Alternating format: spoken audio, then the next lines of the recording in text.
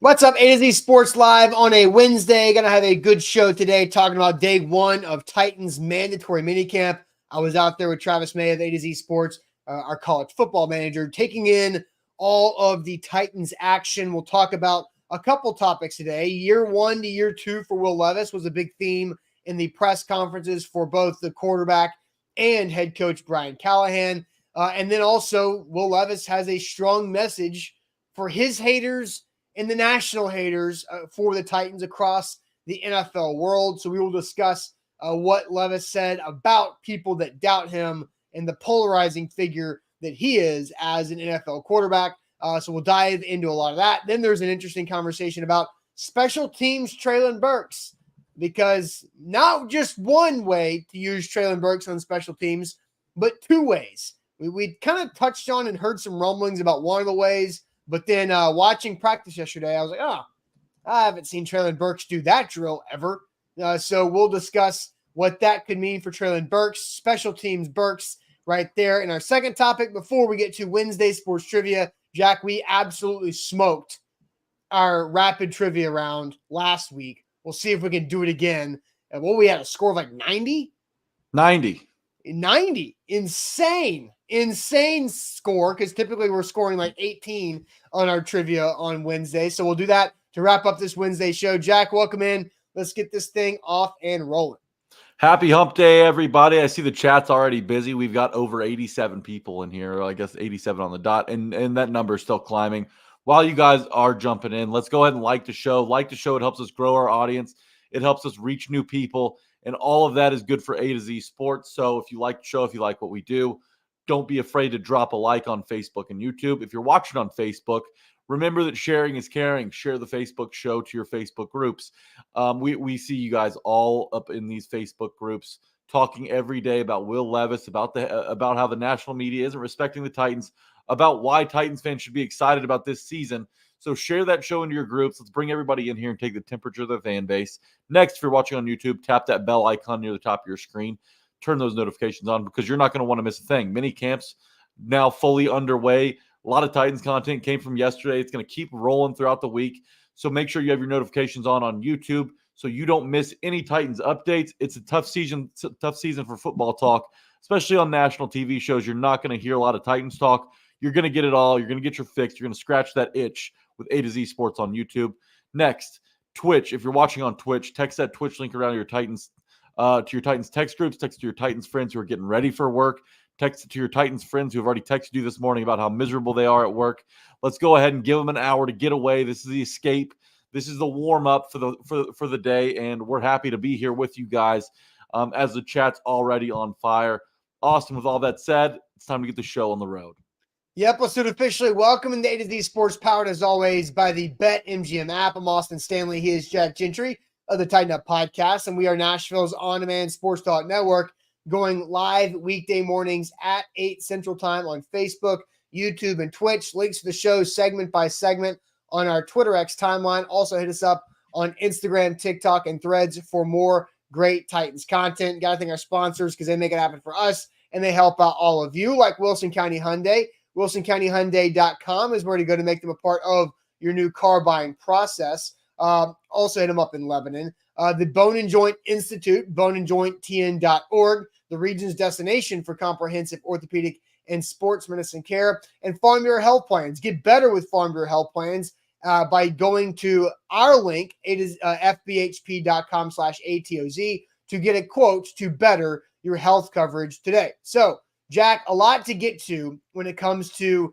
mandatory minicamp day one for the Titans. It did show that we saw L'Jarius Sneed for the first time as pre-practice warm-ups and stretch lines that look completely different than how they have in the past under Mike Vrabel. We see L'Jarius Sneed walking in his 38 Titans jersey, and that was it. That's all we saw. He walked up and down the sideline twice. He went to go do some work by himself, and he did not practice. But L'Jarius Sneed in the building, and Brian Callahan did say that everybody is accounted for and active in the building, but several guys not practicing still, including Jeffrey Simmons, T'Vondre Sweat, Nicholas Petit-Frere, still not practicing with some rehab situations there. Jalen Duncan did return to practice yesterday and got some work there as the depth on the offensive line continues to build.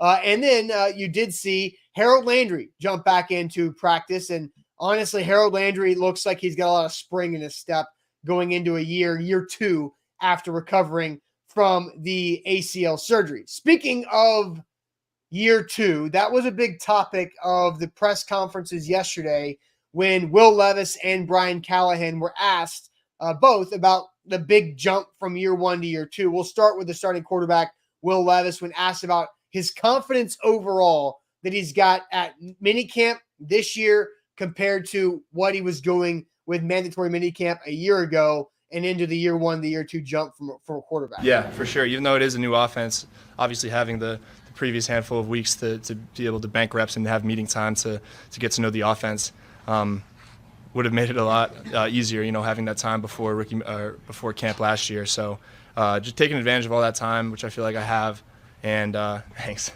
And knowing that all the meeting times and all the stuff we were able to do throughout workouts and OTAs up to now has put me in a much better spot and has given me a lot more confidence. How much of that even in the leadership aspect? Like, I mean, I don't even know. Would you wear that shirt last year at this time? I mean, you can do it pretty confidently now. No, I mean, it's funny. I was number 8 at the combine, actually. That was my combine number. This was just for the actual catalog, but the other ones I have are all with the 8, and I happened to just grab the one with the 1 today. I didn't even realize. But, yeah, it's funny. But probably wouldn't have worn it last year. That's for sure. How much of a believer are you in the year 2 jump for players in the league in terms of just knowing what to do, how to do it, and how much have people talked to you about how much of a difference just 1 year in the league can make? Not too much. I think it doesn't just happen. It's not just because it's the second year. It's the work that you get to put in, and I think a lot of it has to do with being able to have that full off season with the staff and with the team, and instead of just jumping in like right around this time. But yeah, I think I've handled myself really well, and I've been able to get a good grip on this offense. And by the time we come back for camp, I'm going to know it like the back of my hand, and we're going to be able to get things rolling. So it's been a lot of fun, and I feel like I just got to keep handling this second year the right way, and everything else will fall into place. So there's Will Levis right there talking about year 1 to year 2 jump in a lot of different ways. And I think it was interesting, Jack, wearing the QB1 shirt. He absolutely would not have worn that, even if it was like a subconscious grab of a shirt.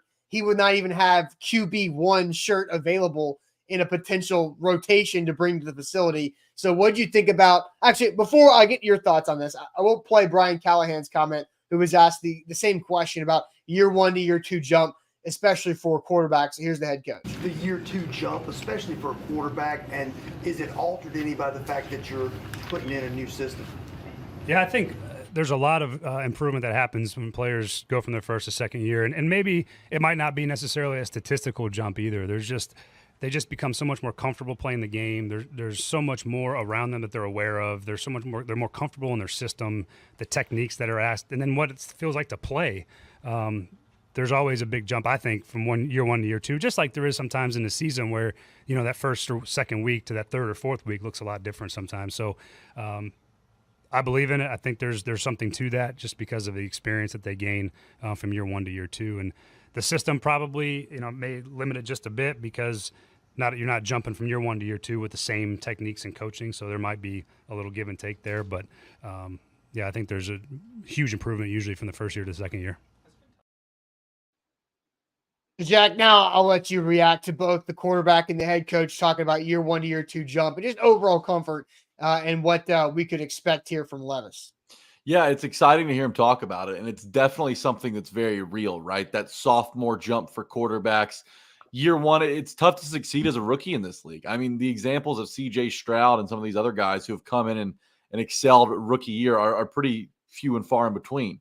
But when you talk about quarterbacks that maybe struggled a little bit more than they should have in their rookie season and then made that massive leap in year 2, there are a couple guys that I'm looking at. And Will Levis, kind of like these two guys, I'm going to bring up a couple dudes from the 2016 draft, Carson Wentz and Jared Goff. Goff went 1, Carson Wentz went 2. Like Will Levis, they were kind of cast away, and after their first season, they didn't really impress a whole lot of people. They weren't really major talking points heading into year 2 with their respective teams. Wentz with the Eagles, Goff with the Rams. Well, so Goff, like a lot like Will Levis's rookie season, struggled with inaccuracy, right? Turnovers were an issue. He only threw 5 touchdowns, 7 picks. He went 0-7 in 7 starts in his rookie season. Well, what do the Rams do heading into his second year? They hire an offensive-minded head coach in Sean McVay.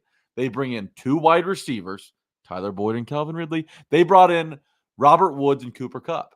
So what happens in Jared Goff's sophomore year now that they've surrounded him with pieces? Well, he throws 28 touchdowns and 7 interceptions. Okay, that's 23 more touchdowns than he threw in his rookie season with the same amount of picks. Carson Wentz, look at his numbers. And anybody who's watching along right now, I encourage you guys to look pull these guys' pages up. Carson Wentz went 7-9 in his rookie season, 16 touchdowns, 14 picks, like Will Levis. How do you protect Carson Wentz from himself? These turnover-worthy plays. How do we rein it in with Carson Wentz? Well, the Eagles went out and signed Alshon Jeffrey and Torrey Smith heading into Wentz's second year. He damn near wins the MVP if he doesn't tear his ACL. Leads the league in QBR, throws 33 touchdowns, 7 picks, 11-2 as a starter. These are 2 examples of quarterbacks who took massive leaps in their sophomore seasons because the team invested in the weapons around them, whether it's the offensive line, the wide receivers, or the head coach. The Titans checked all 3 of those boxes this offseason for Will Levis. So while the national media continues to ignore Will Levis, and he didn't really do anything last season to have them, spending segments in the morning talking about Will Levis on a regular basis on some of these national shows, they can forget about him all they want. But there are big time examples of massive leaps quarterbacks have taken that had much worse rookie seasons than Will Levis did last year that encourage me and should give Titans fans reason for optimism heading into a second season with Will Levis, where I think he can vault himself into the top half of the league with a strong season. Top half of the league, that would be a very strong second season because a lot of people feel like the Titans are going to be picking very high in the 2025 NFL draft. We've seen people, we talked earlier on Monday about Dak Prescott could be a Titans quarterback in 2025 because of Levis's struggles, and they don't have a plan at quarterback, right? There's a lot of nonsense about moving on from Levis and a lot of hate. So Will Levis was asked a very direct question yesterday about some of this hate from the national perspective about he and this Titans team. Look at this team nationally. For some reason, you seem to be a polarizing figure. Either people love you or they hate you. How much of that do you hear, and how much of that drives you? I don't hear much of it. I don't say.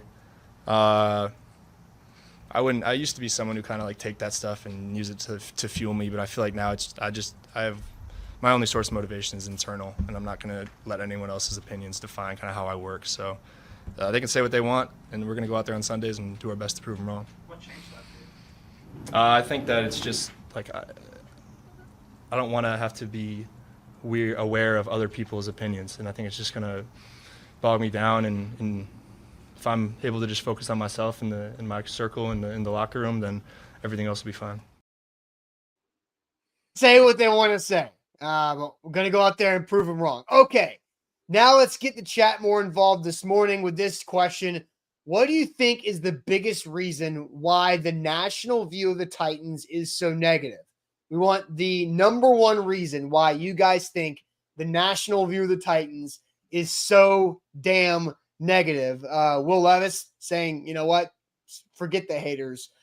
He is polarizing. People either love him or hate him.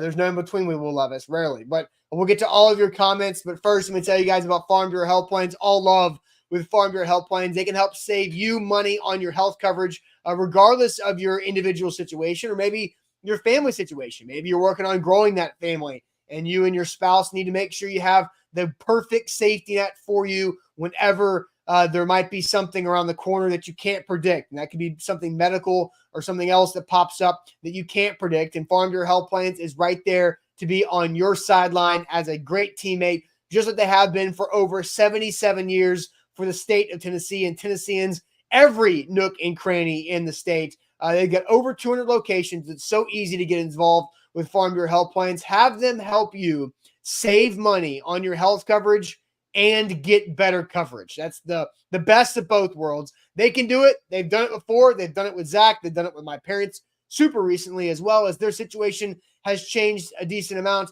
So health, dental, vision, everything. Get a quote by using our link, fbhp.com/ATOZ.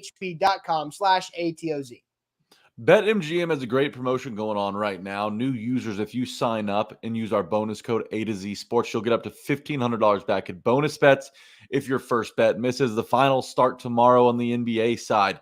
There's plenty of action in the baseball world, both professionally and at the college level. A lot of stuff going on right now. If you have a hunch, if you want to get some skin in the game, do it with BetMGM. They've got great selection. It's all easy to navigate if you're looking to switch sports books or you're just looking to dip your toes into that water to start with. BetMGM is a place to do it. And remember, code A to Z Sports gets you up to $1,500 back in bonus bets if your first bet misses. All right, so going to the chat, Jack, I will have you read the answers because it's an open-ended question. Curious what everybody's going to say. What do you think is the biggest reason why the national view of the Titans is so negative? Will Levis saying, they can say what they want to say. Titans are here to go out there and prove them wrong in winning some football games. So, Jack, what are you seeing from the chat so far? Yeah, we'll start off on Facebook with Mario. He says the history is the reason. The last few seasons, so kind of the same stuff from Ashley. Tiffany says because it always has been. IR says it's because of the Titans. The small market team has something to do with it. The history, small market. There's too much newness, says Jameson, which is a good point. They don't know what to make, so they take the easy way out and say we'll suck, right? Because Brian Callahan, nobody really knows what Brian Callahan's offense is going to look like totally. How much influence did he have in Cincinnati? It's impossible to really put a number on that. Until people see it, they won't believe it, is what Jameson's kind of saying. So record, new coaching staff. They're paid to hate. The team's history, small market. Nobody really cares about the Titans. The national view has always been negative about the Titans from Scott Weaver. A small market and nothing to gain by hyping them. National news has always hated the Titans. The media loved Vrabel, and they hated that the Titans traded away A.J. Brown, says Malachi. Okay, valid. Because we haven't proven anything yet. That's also true, Nick. Small market, they love to overlook the Titans. National media loves a front runner, and the Titans sure aren't that heading into this season. 6-11, says Jason. Pretty simple right there. Small market, and at this point, they know it makes us mad, and they lean into ignoring us. Let's see, because they hate to admit that they were wrong about their terrible Titans takes. Are they wrong yet? I don't think they've been proven wrong yet. Yeah, they can't be wrong yet because it's June 5th. Look, I'm curious to see if there's more. I understand the small market team. The Titans don't have a big fan base that moves the needle. That's why they talk about the Cowboys, yada, yada, yada. Right? Like, we know that. Like, I want to know specifically about this year. Mm-hmm. Like, there is a lot of, like, the comment that said a lot of newness. They don't know what to make of the Titans, so they just predict that the Titans are going to suck. Like, I think that was a good answer for this particular season because the Titans haven't always been predicted to be a top 5 draft pick.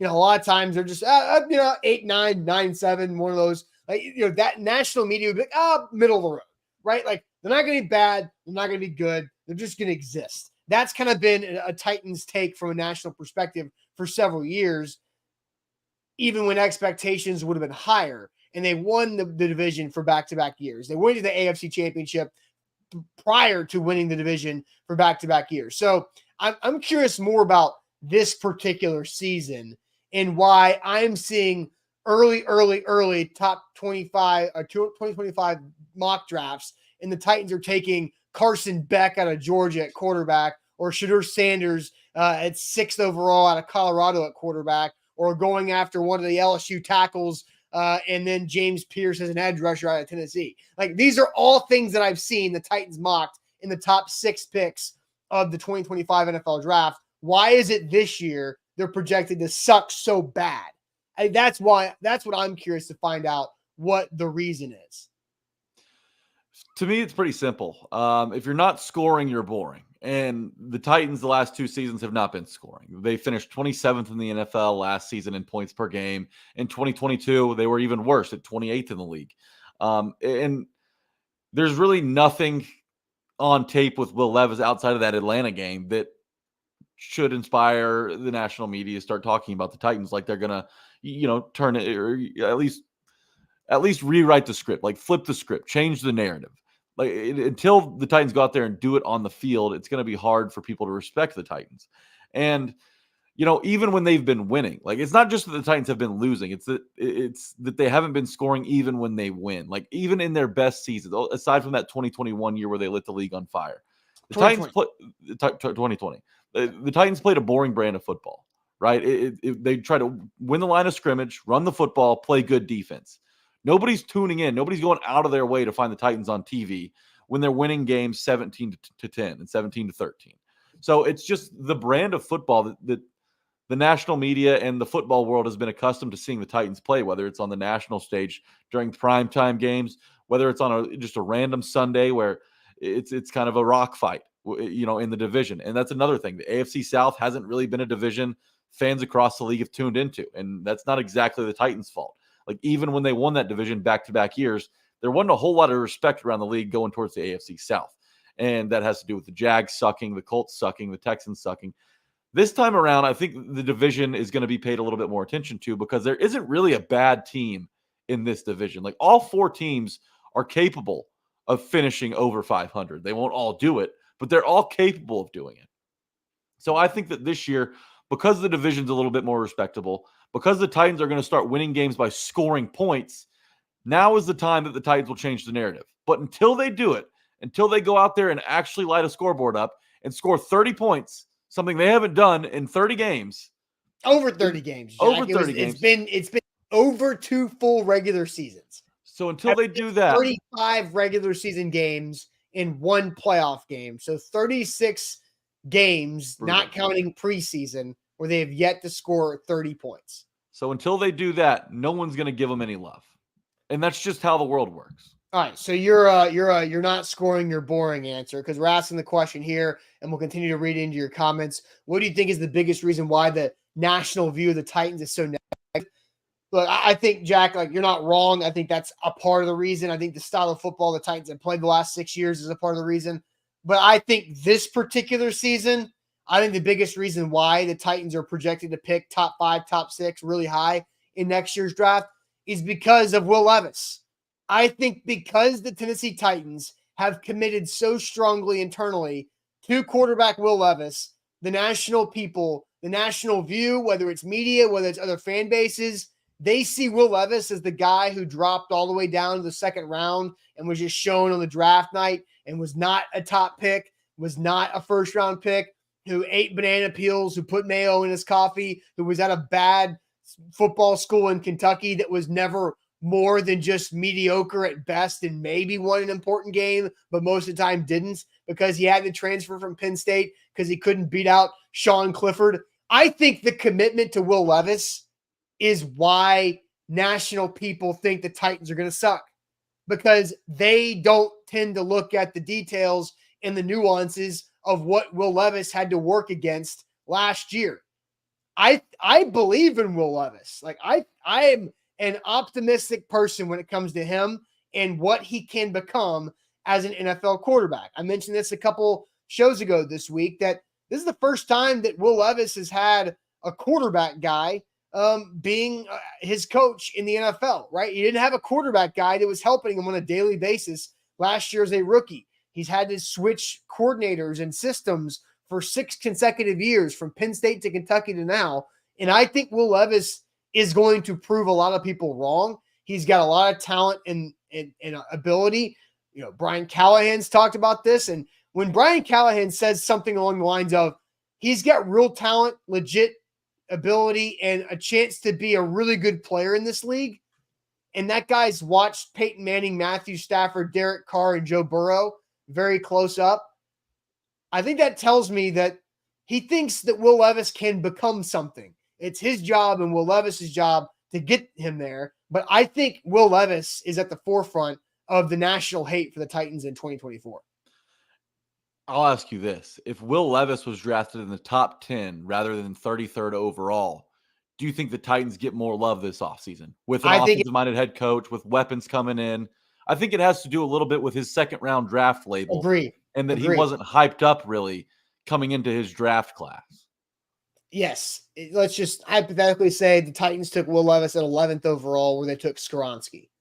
And he had the 11th overall first-round quarterback tag on him. Yeah, I do think it would be a little bit different.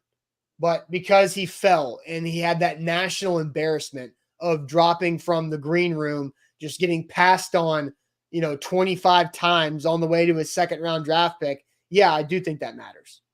I'm with you. I totally agree. And it's upsetting, but it's also, where the Titans probably want to be. Like they haven't earned to be at the center of the conversation in the AFC. They haven't even earned to be at the center of the conversation in the AFC South.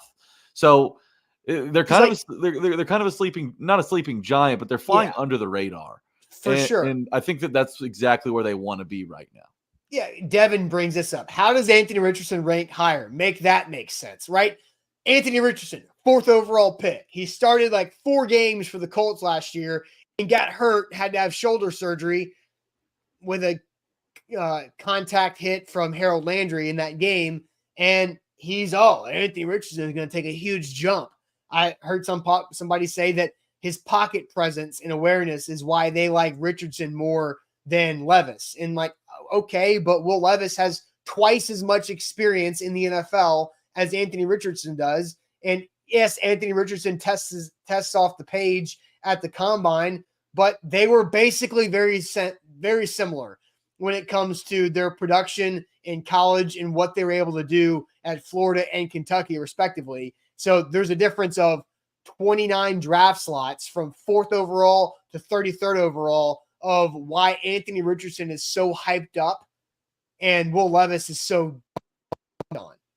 Yeah, and these guys that are drafted in the top 5, even top 10, are given a much longer leash compared to the guys that are drafted in the 2nd, the 3rd round. They got to go out and earn it. They got to go out and do it for multiple years before the national media pays attention to him. So even if Will Levis has a great season in year 2, we're going to be probably talking about something similar next offseason because the national media is still not going to want to give him credit. Oh, it was a one-off year.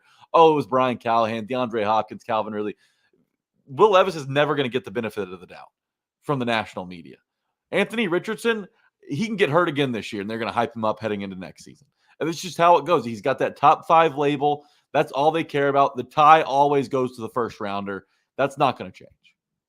Yeah, and Titans Kyle says the Colts were scarier with Minshew. I remember saying it.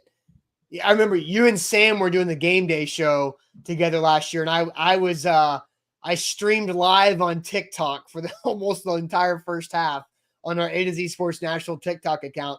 And I remember vividly saying, Richardson's out. I think the Titans are going to lose to Gardner Minshew. Like I remember saying, yeah, this is going to be a game the Titans lose because Minshew's going to come in there and do some things that are chaotic and beat you in ways that you're not prepared to face because he just kind of has that little bit of magic in him when it comes to those situations. So, and Devin says, shouldn't we be harder on top 5 picks? Yeah, we should. We absolutely should. So we'll see what Anthony Richardson turns into. And obviously we have an up close look at what Will Levis can be.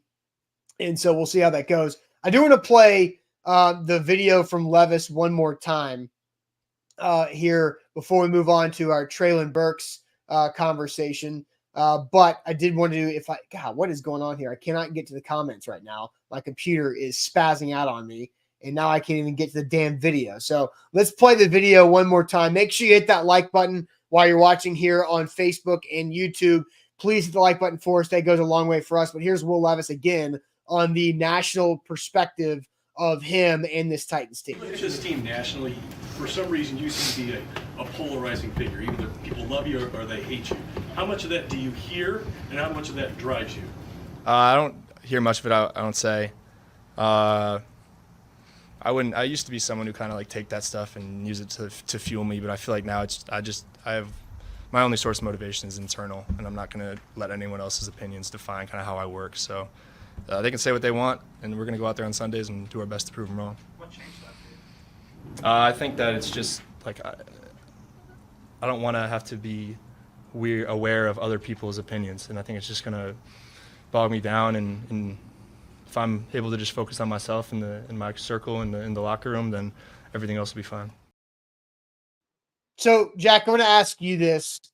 what do you think about Levis saying, I don't use outside hate or outside doubt to fuel me anymore? Used to, don't now. Internal motivation, the guys and the teammates and people around me motivate me, not what Bozo Nick Wright says on FS1 or whoever else is talking bad about Levis on whatever podcast or national television show. So what do you think about Levis blocking that out and saying, no, it does not fuel me anymore? It used to. How do you feel about that? I love what he said, but I'm not buying it for a second. Will Levis is online way too much to not see the hate and hear all the doubters. Will Levis is absolutely going to be fueled by these detractors of his, which there are many. And, when you look across the league, it's the offseason. So list season's big right now, right? There's not a whole lot of substance out in the NFL world. So everybody's making their lists. And when you see these QB lists and power ranking the 32 starting quarterbacks in the NFL, just like we were just talking about with Anthony Richardson, for some reason, Bryce Young is above Will Levis. The two played against each other. Will Levis won. Bryce Young went 2-14 last season, threw 11 touchdowns and 16 starts. Bryce Young still gets the hype because he was drafted number 1 overall. Will Levis is paying attention, y'all. Whether he's going to tell you or not, Will Levis absolutely sees it all. I have no doubt about it. So while I like his answer, I don't believe him for a second. Yeah, I mean, it's in today, like whoever says I don't pay attention to it, I don't see it, like they do see it. They may not let it consume them, but they do notice it and they do hear it. Maybe not all of it, but a decent amount of it when it comes to, where he falls in quarterback rankings and, the amount of times that I'm sure these guys get tagged in stuff on every social platform is, impossible to ignore. It's only human to see it and to look at it and be like, I wonder what there's like he posts something on Instagram. Let's just look. Let's look at Will Levis's Instagram and see how many comments his most recent post has. Let's just on the fly see what this has. Okay. Let's see. I'm pulling it up. He posted from the Kentucky Derby just a month ago. He has 150 comments on that, non-Titans related. He's got 260 comments on his post where he's working out with the Titans from April 30th after the draft. So, almost twice as many comments on Titan stuff. He's definitely going to check out those comments. You see 250 plus comments on there. You're going to be like, let's just see what these things say. I'm sure there's some interesting things on here. What are they going to talk about? They're not just talking about how nice I look in my Kentucky Derby gear or whatever he's wearing. So he's definitely going to pay attention to it. So I did want to bring that up because it was interesting to hear him say, yeah, it doesn't fuel me anymore. It used to, but I'm motivated by the people around me that matter. I think that is a sign of maturity. Do I believe it 100%? No, but it's at least good to have that mindset to go for. Yeah, and MB is getting real nitpicky in the chat. Says, Jack, that's not what he says. He said that's not the main thing fueling him. He wants to be great. That's the main thing fueling him. Sure, of course he wants to be great. Of course he's got a lot to prove heading into year 2 as the Titans have invested heavily around him with, like we said, offensive line receivers and head coach. Will Levis also plays with a massive chip on his shoulder. And if you didn't see that on Monday night in Miami, then you're missing out on what makes Will Levis go as a player. He needs motivation. He thrives off of that stuff. So, of course, he's going to take whatever little, negative comment said here, negative opinion on TV here, an A to Z sports talk show where maybe somebody's a little too hard on Levis. Any of this stuff, Will Levis is going to hear about, and it's going to get back to him, and he's going to use it as fuel. Like, sure, of course he wants to be great more than anything else. But he's also a guy who uses motivation to fuel him, and that's what makes him great. There's a little bit of Tom Brady in him with that stuff. I'm not comparing the two players. I'm just saying that they both kind of play with an edge and a chip on their shoulder. So this is absolutely part of what makes Will Levis tick, and it's what's going to hopefully make him great for the Titans. And Levis even mentioned Tom Brady by name yesterday when talking about quarterbacks being weirdos and always wanting to tweak something here and there when it comes to mechanics. So yeah, and then like I continue to scroll back to the fourth most recent post from Will Levis on Instagram from April 18th. How about this caption? ironic because the caption on this post is "The haters can't stand that I ponder." So of course he knows what the haters are saying. He just put them in the caption. The haters can't stand that I ponder. That's hilariously ironic. But he should have a ton of motivation. Look, all these quarterbacks taken above him. He was a second-round draft pick. All these things are meant to fuel Will Levis. Like they can throw a lot of people off, and some people can't handle the criticisms. Will Levis, it feels like, is handling it perfectly at such a young age with not a whole lot of NFL experience under his belt. So it's a sign of maturity that Will Levis is already showing entering his first season as a full-time starter. Yep.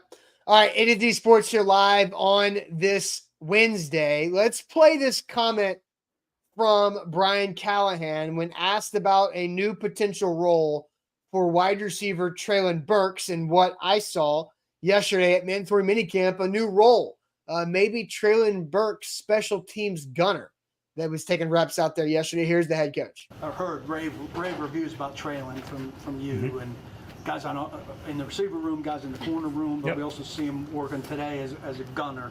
If he winds up fourth in line at the position, no matter how good he is he going to have to contribute on special teams, and what can he do there? Absolutely, he's going to have to contribute. You only get so many hats on game day, and if he's one of those guys on game day, we're going to have to find a place for him because those special teams guys like him should be great special teams players on top of it, just because of his size and speed.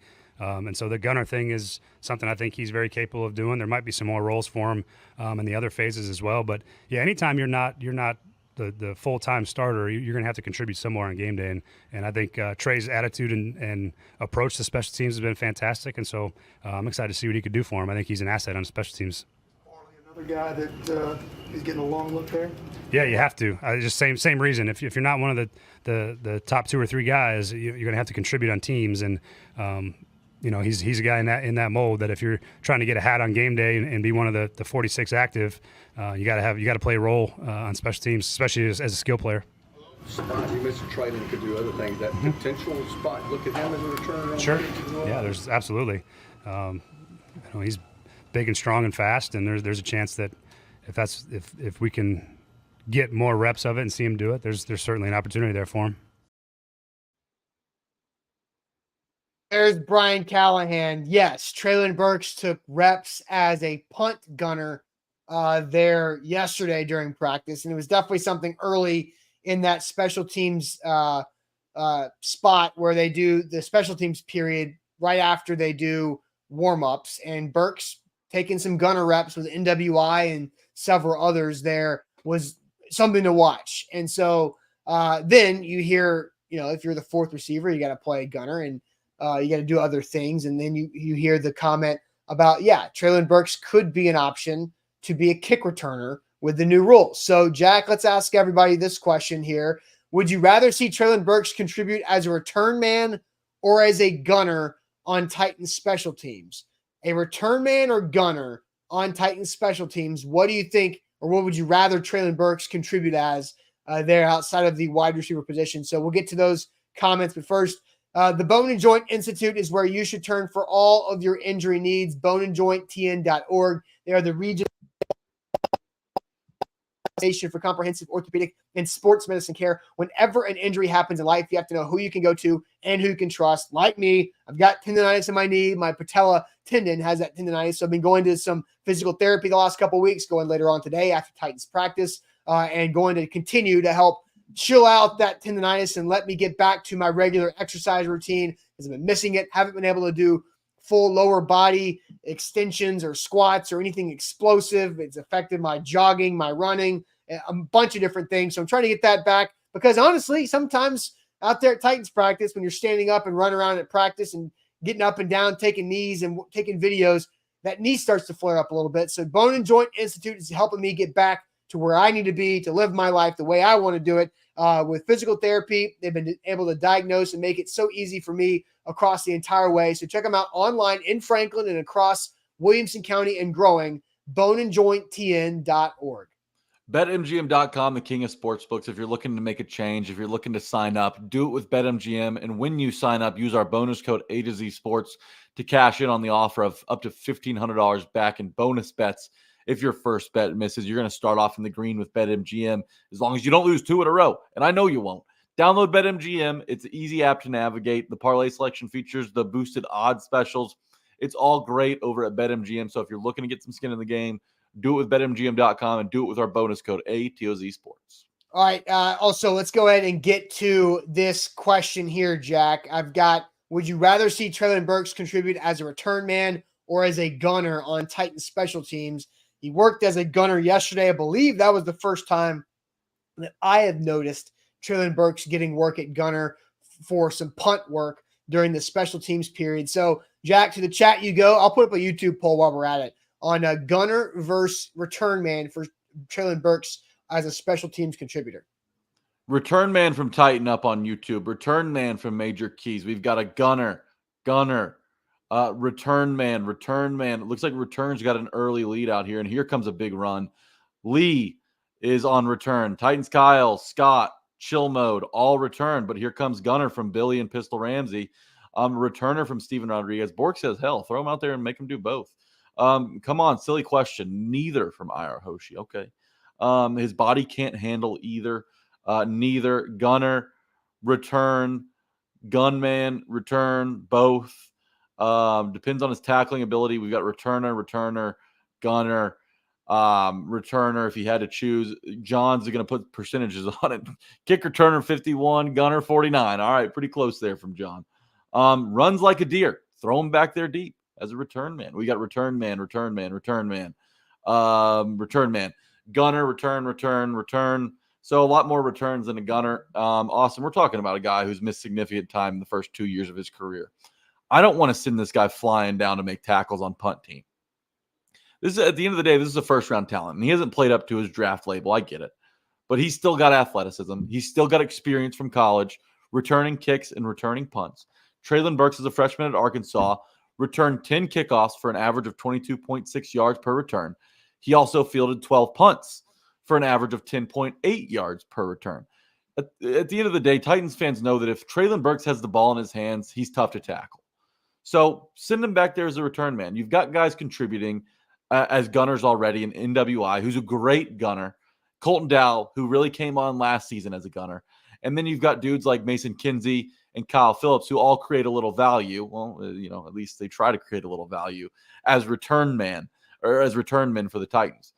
Treylon Burks is not a full-time starter. And if you're not a full-time starter at wide receiver, you need to find a way to create value outside of the offense.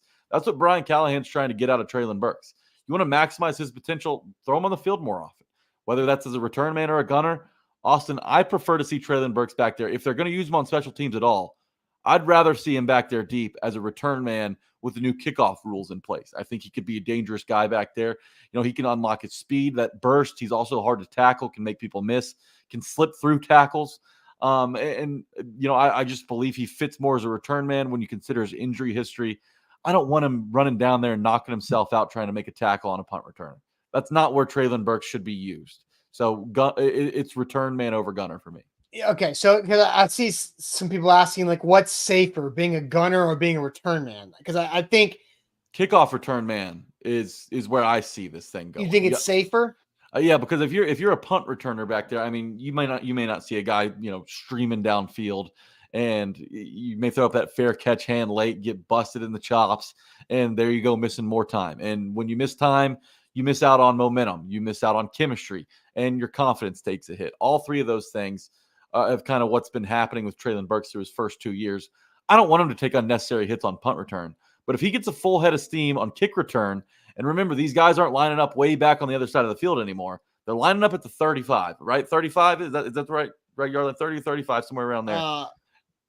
If it's a touchback, if it's kicked out of the end zone or in the end zone, it's a 35-yard line. I get that, but where's the ball being kicked off on the kickoff? From the 35-yard line. Okay, so exactly.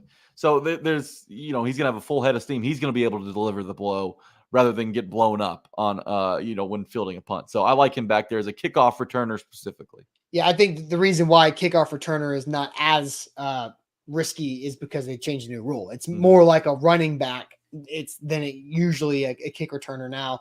But here's my thing. What makes us confident in Treylon Burks with the ball in his hands? Has he done anything with the ball in his hands? It's like, college tape. That's it. That guy's dynamic, man. Like, No, A.J. Brown took an end around to the house against the Saints as a rookie, like 45, 50 yards. I think everybody remembers that thing. Coming around the right tackle, handoff in the backfield, boom, gone. Like, that's different. Like, nothing. Thank you, Chris, Darren, nothing. He's done nothing. With the ball in his hands, that's shown that he is dynamic after the catch. I'm looking at his rushing stats. As a rookie, he had a long of 20. I don't remember that long of 20-yard run. He had 4 carries for 47 yards along of 20, so 3 for 27.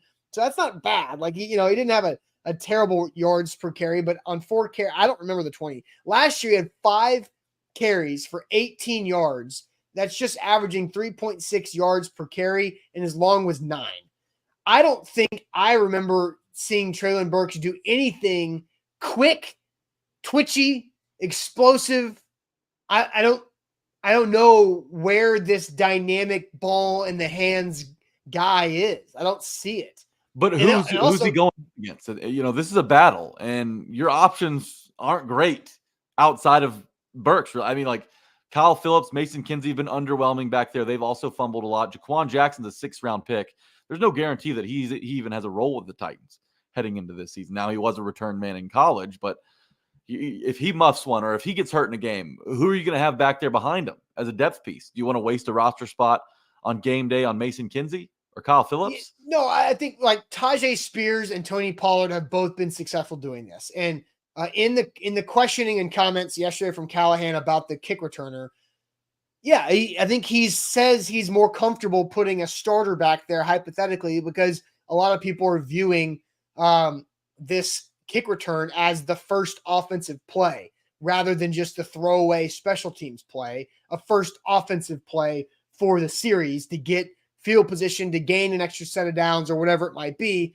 And so I think Tajay and Tony Pollard are probably the best options. But do you want to risk putting one of those running backs back there? Probably not. Outside of that, you have Jaquan Jackson, who's had return success and is more of a twitchy guy. Jack, I want to go back. We don't know what type of open field tackle competitive drill Brian Callahan's staff is going to do in training camp, but I think we can all remember what Mike Vrabel's staff did, where they have a box of cones, right? And you get an offensive player and a defensive player, and they run away from each other to a certain cone area, and then they turn around and you got an open field tackle. And what does Treylon Burks do every time in that drill? He makes one cut and runs into the defender. He's a one cut and lower his shoulder and try to run through somebody rather than trying to make somebody miss. And so I don't see anything twitchy from him as a return guy or ball in his hands threat. So he is a physical runner, which I think you'd rather have a physical runner on kick returner than punt returner. But I think you got to have a little bit more quick twitch than that as a kick returner. So you bring up the cone drill. Who excels more than the rest in the cone drill? No, you just brought up. It's guys like, yes, but right. But and he has not been great back there fielding the ball. I mean, the Titans had no confidence in putting him back. I mean, do you trust Treylon Burks to catch a damn ball too? Like, what do you think about that? On the kickoffs, do you? Because he can't catch an in-breaking crossing route from Josh Dobbs or Ryan. He's got nobody guarding him. Nobody's gonna be on Treylon. He's been wide the hell open several times and just can't catch the ball. What's he gonna? Is he gonna catch the ball consistently? And here's the other thing. Sure. So my answer to the question is, I would rather see Treylon Burks as a gunner. I think putting him as a kick returner is a reward. I think putting him as a gunner is a motivational tool. What do you think about that? Being a kick returner with the new rules, that is a reward. Tell me it's not. That is we think you are going to help this new rule, right? We see value in you adding this special ability. No, put his ass on a gunner and go make him earn offensive snaps. But why does this new regime, why are they so out to punish Treylon Burks? No, it's not punishing He hasn't done anything wrong with this group. I didn't say punish. I said motivate. I think a kick returner job is a reward because that is a view of value of an asset. And Treylon Burks, I don't know if he has earned that yet. I think as a gunner, it's a prove yourself type spot. right? Okay, It's I not a hear you. punishment. It is the reality. Because what Brian Callahan said is, yeah, if you're the fourth guy, you got to do some other things. You got 48 guys on game day, or you're going to be one of the 48. Because if the fourth wide receiver is only going to get 10 to 12 snaps a game because you're not putting him much over D-Hop, Ridley, or Boyd, and he's going to get 12, I'll say 10 to 15 offensive snaps a game for the fourth receiver, is there somebody else that's going to be able to help you more? Mario says he hasn't earned anything, so he's agreeing with you, Austin. I'm just not so sure any of the guys that are also in the mix for that job have earned anything in their own right. What has Kyle Phillips earned? Mason Kinsey, Kyaris Jackson, Jaquan Jackson. None of them have earned anything. So I think that argument is null and void. I just think that Treylon Burks' talents are best used in the return game as opposed to flying down there as a gunner. You're talking about a guy who's had trouble staying on the field. How often do injuries happen in punt returns, covering kicks? I'm not talking about punt returns. You're talking about from a gunner standpoint. Yes, they're way more prevalent on special teams going down and making a tackle. I mean, every year the Titans lose 5 or 6 guys on some of those plays. Treylon Burks, you want to keep Treylon Burks on the field? Austin, you've talked about it this offseason. You want an answer from Treylon Burks as a wide receiver this season. You're not going to get an answer if he runs down there and dislocates his shoulder making a tackle on punt team. You're not going to get it. Well, if he's actually being used as a gunner in these spots, then it shows you that you've learned about Treylon Burks as a wide receiver. And as a wide receiver your job as a coach is to find value. You've got, but again, that's the interesting thing about the NFL. You have 51 guys that can play on game day, or 48 guys that can play on game day. You know, you got to use them somehow. You can't coddle Treylon Burks and dress him out as one of the 48 to play 10 to 15 snaps at wide receiver. I agree. I just think that if you're going to use them on special teams at all, why did Kyle Phillips not play? And why was he a healthy scratch the back half of last season? And Sam had a lot of one-on-one conversations with Phillips about this. Coach says, I'm not an asset enough. He can play the slot only, right? And he lost the trust as a return man, punt returner, lost that trust. He's not a gunner. He's not chasing kicks. He's not protecting anything. He's a slot only. So guess what? You only got 15 snaps for a slot only guy. I'll give Chris Moore or NWI that roster spot because they can do slot at wide receiver. They can return kicks in Chris Moore's stance, and they both can be a gunner. So that's more value to the team because now Treylon Burks, if he's a gunner, then maybe because you punt the ball more likely than you do kick returns. That's the reality too, especially with the Titans last few years. He might be, if you have 10 to 15 snaps as a receiver then maybe he's got, 15 to 20 total snaps a game if he's going to be a gunner 5 times on punt team. Okay, so here's the thing. Nick Westbrook-Akine is absolutely more valuable than Treylon Burks for the Titans right now because of what he does on special teams. Not only is he a reliable wide receiver as a depth option, but he doesn't just, he's not just out there taking snaps on special teams.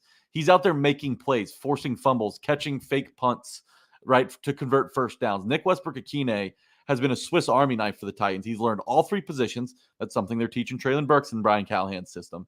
And, if you can find a role for Treylon Burks on special teams, I can't come around to the idea on him.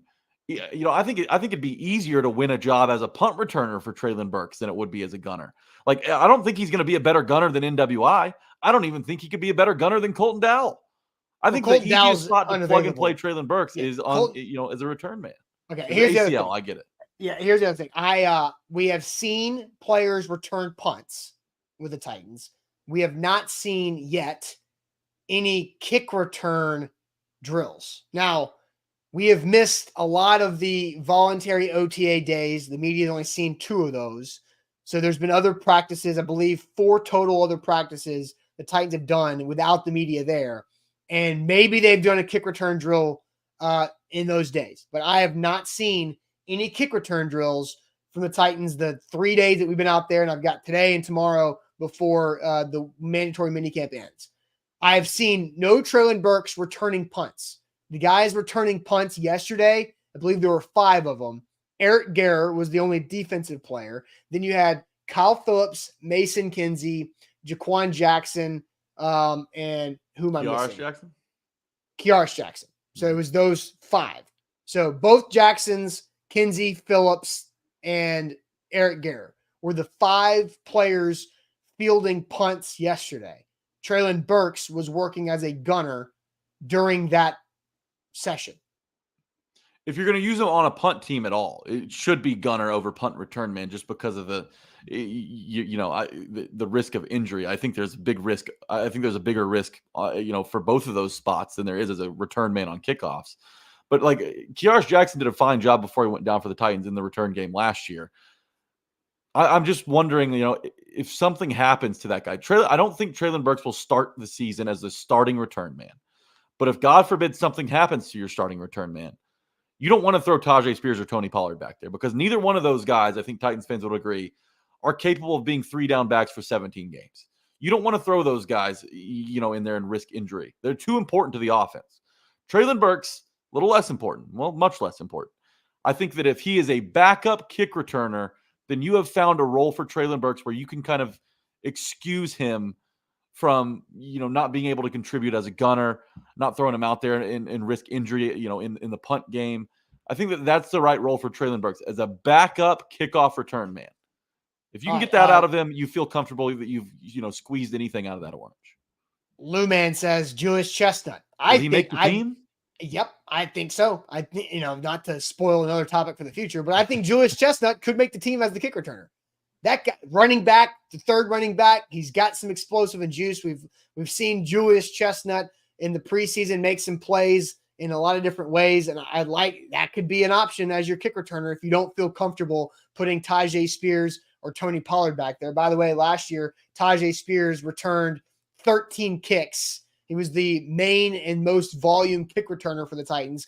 13 kicks, an average of 20.8 yards per with a long of 33. So Tajay has done it and has done it pretty well. But, once Tajay became more involved, to put Chris Moore back there for a little bit, who averaged 22 yards per kick return there. All right, so let's go ahead and jump and wrap up this Wednesday show, because we do have Titans mandatory minicamp coming up later on this morning. I will be down there on the practice field at 11:25. We will have coordinator content coming out in the 10 o'clock hour as Denard Wilson and Nick Holtz talk to the media starting at 10 a.m. Central Time. Travis May will take care of that for us before I get down there for practice at 11:25. And more content will come around 12:45, 12:50 when practice wraps up. So keep it checked with our social media, Instagram, YouTube, Twitter, Facebook, everything later on for Titans practice content. So it is now time for a little trivia. Let's get it going.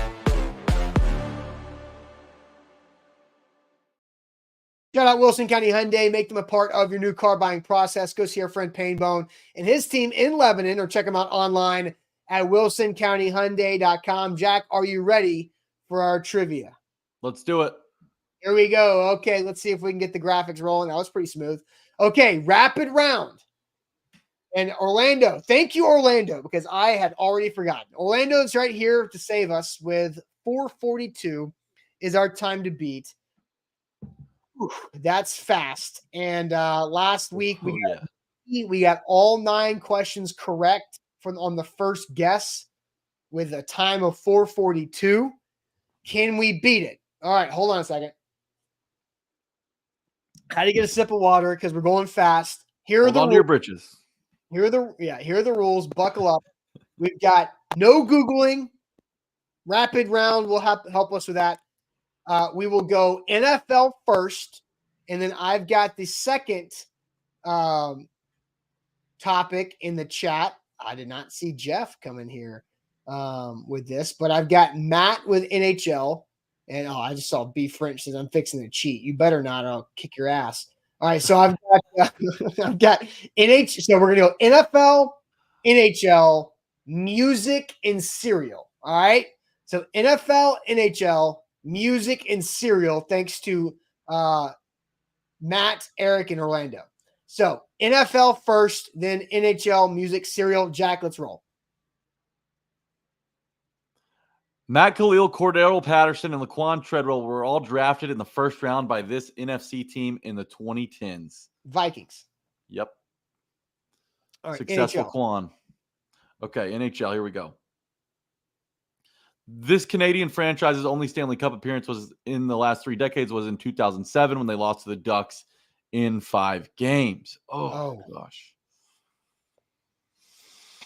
So that's going to be an Eastern, would it be Toronto? Eastern Canadian team. Toronto, Ottawa. Matt says Ottawa. 2 for Boom. 2. Music. Fred Durst is the lead vocalist for this new metal band. Fred Durst is he Limp Bizkit? I don't know. Yeah, this is Limp Bizkit. I just know Fred Durst because Eminem drops his name in Slim Shady. All right, cereal, go. The taste you can see is a slogan associated with what cereal? The taste can see. The taste you can see. Magically delicious is Lucky Charms. They're good. Taste you can see. They're great. It's Frosted Flakes. Taste you can see. Come on, chat. Chat's Fruity Pebbles. Fruity Pebbles. Oh no! All right, let's go movies. Christian Bale won a Best Actor Golden Globe for his portrayal of Dick Cheney in this 2018. That is Vice. Okay, good movie. I had no idea. Okay. All right, television. Running on Spike TV from 03 to 07, this cult favorite TV show was a comedic redubbing and repurposing of footage from a 1980s game show. Is this American Ninja Warrior? I think it might be. No, there's no way. No. There's no way. No? It's a Takashi's Castle. Spike it's TV. a spoof. The most extreme elimination challenge. That's what Matt says. Most extreme. Yeah, there you go. Great answer. Cars? Cars. Crosstrek, Outback, and Ascent are all models produced by what movie? Okay, here we go. Subaru. Good. Okay, now we're going to NBA. Right, NBA. The son of an NBA Hall of Famer, the shooting guard won the dunk contest as a Clipper in 96, led the NBA in three-point percentage as a Sonic in 2001, and won 2 titles with the Spurs. Oh no. This is a well, it's not Robert Ory. This is a Barry. No, this is a Barry. Rick Barry, Brent Barry. Okay. Boom. All right, celebrity matchup. Oh, good Lord. Oh, dear God. Is that the outside? I know it. It's the Is it Nick Swartzen in there?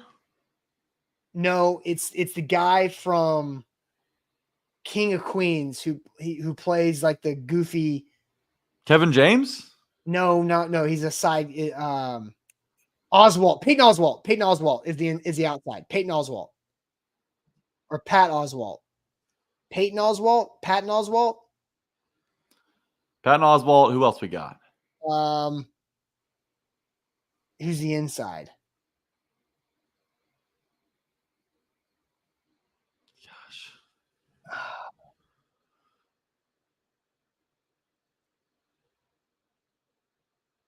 Michael Bolton?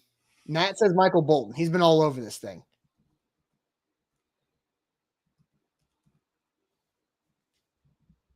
All right, go Michael Bolton. Boom. All right, cereal, double dip. Cinnamon Toast Crunch. Where did it not let me? Click on it. Okay. Cinnamon CT Toast Crunch. Crunch. Got it. 45 45 because we missed. Damn it. We went really fast though. I know. We went with the first answer on Fruity Pebbles. Who said that? That's their fault. Blame it on them. Because look, all we needed, we had 4:15. Look at that time. Yeah, look, if we would have taken 20 more seconds to get Cinnamon Toast Crunch, we would have gotten it. That's on us for pulling the trigger. Yeah, it is. It is on us for pulling the trigger. Man, I'm going to be thinking about this for a week. Yeah, probably so. Anyway, make sure you hit that like button, like the show before you go. I got to give King VC his regular super chat out, super shout out of the day. So make sure you like the show before you head out of here. And we will be back at Titans mandatory minicamp today. So get that content ready.